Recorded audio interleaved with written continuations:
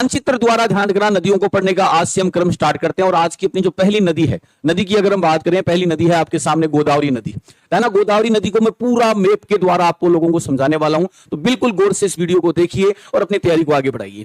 सबसे पहले अगर हम बात करें तो यहां पर आपको ये पहाड़ियां नजर आ रही है।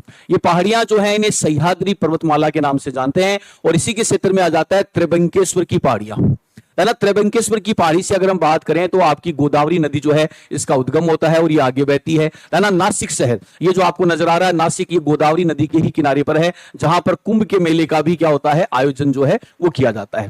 फिर इधर से ध्यान, ये प्रवरा नाम की जो नदी है वो आकर गोदावरी के अंदर क्या हो जाती है, मिल जाती है। फिर गोदावरी जो है वो आगे बढ़ती है, ध्यान रखना। आगे अगर हम बात करें तो नांदेड़, नांदेड़ भी ध्यान रखना गोदावरी नदी के ही किनारे पर आपका स्थित है। फिर ये नदी आगे बहती है, ध्यान। इधर से अगर हम बात करें तो पूर्णा और पूर्णा की जो सहायक नदियां वो आकर मिलती है। इधर अगर हम बात करें तो मंजीरा नाम की जो नदी है वो आगे इसमें मिलती है। फिर ये नदी गोदावरी आगे बहती है, ध्यान रखना। आगे बहती है तो उसके अंदर मंजरा, मंजरा नाम की जो नदी है वो आगे मिलती है, आकर ध्यान रखना। इधर आपका तेलंगाना आ जाता है, ध्यान रखना। इधर छत्तीसगढ़ आ जाता है, इधर आपका आंध्र प्रदेश का जो क्षेत्र है वो आ जाता है। फिर नदी ध्यान आगे बहती है और यहां पर सबरी नाम की नदी इसके अंदर आकर क्या हो जाती है, मिल जाती है।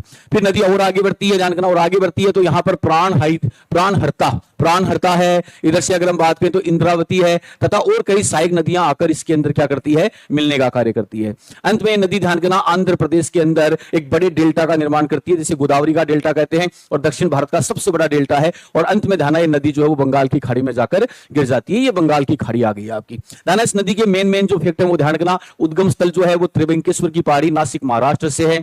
इसकी लंबाई 1465 किलोमीटर है। प्रमुख राज्यों में महाराष्ट्र, तेलंगाना, आंध्र प्रदेश और छत्तीसगढ़ राज्य आते हैं। नदी का प्रकार एक प्रायद्वीपीय नदी है, ध्यान रखना। ध्यान रखना, इस नदी को दक्षिण भारत की गंगा भी कहते हैं और दक्षिण भारत की ये सबसे लंबी नदी है।